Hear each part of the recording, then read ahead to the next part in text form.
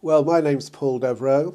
I edited the Lay Hunter Journal for 20 years in the 1970s and 80s, and indeed to the mid-1990s.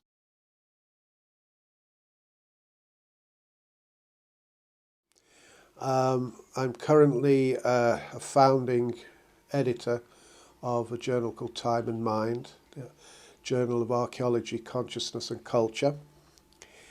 And I write a lot of books and papers, some of them academic, some of them for popular readerships.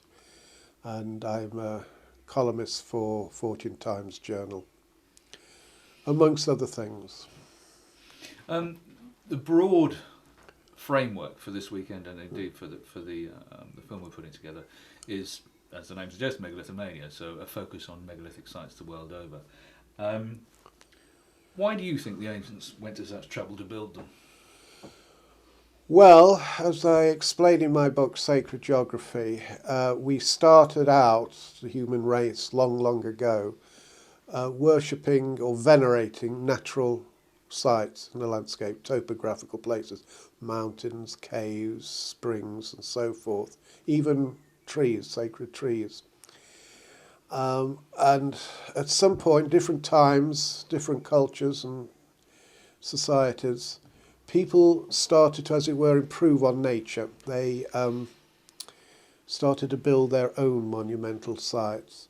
And this was often accompanied by bringing material from the older venerated natural sites.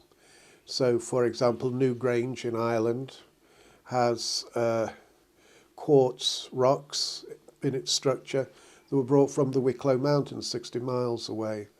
Some of the burial mounds, say in Cornwall, have clays from 30 or 40 miles away brought to build up. No need, plenty of clay locally, but these things were like relics of sacred places that were brought to, if you like, give power, give significance, to give legitimacy to the new monuments that were being built. The reason for the monuments varies a lot from culture to culture and age to age. To begin with, people used rock art to embellish the natural places. It might be a rock face, it could be a cave or whatever. But sometimes they were aligned to the heavens, so, rising sun, setting moon, whatever it might be. At certain times of year, they fitted in with the ritual calendar of the people who were using and building and using the monumental site.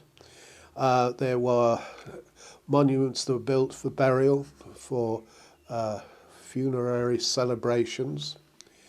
There were monuments that were built for the gathering of the tribes, and probably quite a few built for shamans and priests or whatever to commune with the spirit world. So there's a multiple set of uses. There's no one explanation for monuments around the world. Why do you think that in a modern context, though, that these same sites, these same edifices, are now speaking to modern people?